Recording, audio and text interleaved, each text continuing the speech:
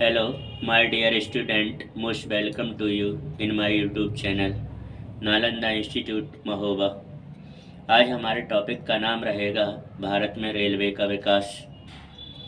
Railway से संबंधित प्रश्न रहेंगे कि भारत में रेल लाइन बिछाने का पहला प्रस्ताव कब लाया गया, कहाँ पे लाया गया, पहले ट्रेन कैसे चलती थी, ट्रेनों के विकास में किसका महत्वपूर्ण योगदान रहा। इसके बाद भारत में कैसे ट्रेनें भारत में आधुनिकता की अग्रदूत मानी गई, या किसने भारत में ट्रेनों को आधुनिकता का अग्रदूत कहा।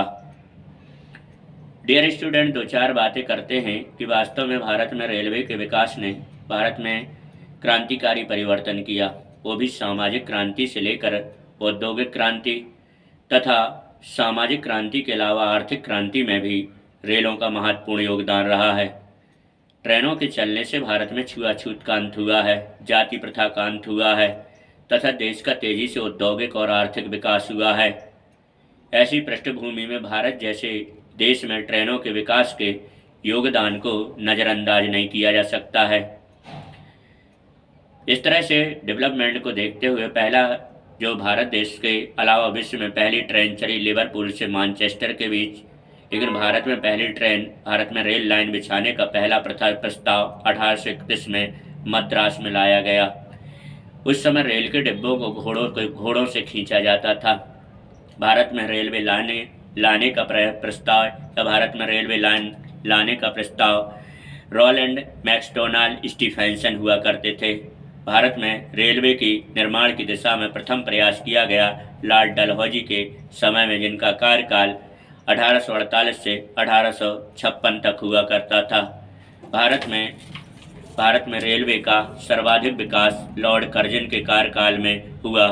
भारत की पहली रेलगाड़ी 16 अप्रैल सन 1853 में बम्बई से थाने के बीच चलाई गई।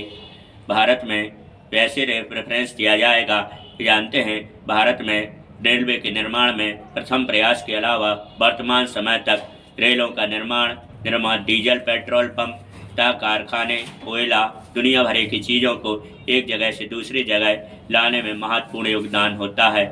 1902 में मिस्टर रॉबर्टसन की अध्यक्षता में रेलवे आयोग का गठन किया गया, जिसमें 2 भारतीय सदस्य हुआ करते थे, गुरदास बनर्जी और सैयद हुसैन बिलग्रामी।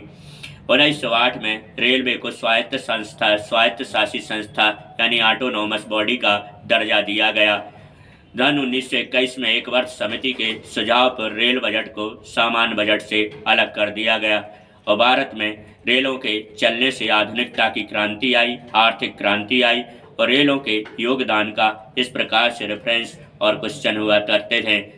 दोस्तों, यदि यह वीडियो आपको पसंद आए तो लाइक करें, सब्सक्राइब करें, शेयर करें। यदि इससे संबंधित कोई प्रश्न है तो कमेंट बॉक्स में लिखें, आपको उत्तर दिया जाएगा। वीडियो देखने के लिए बहुत बहुत धन्यवाद।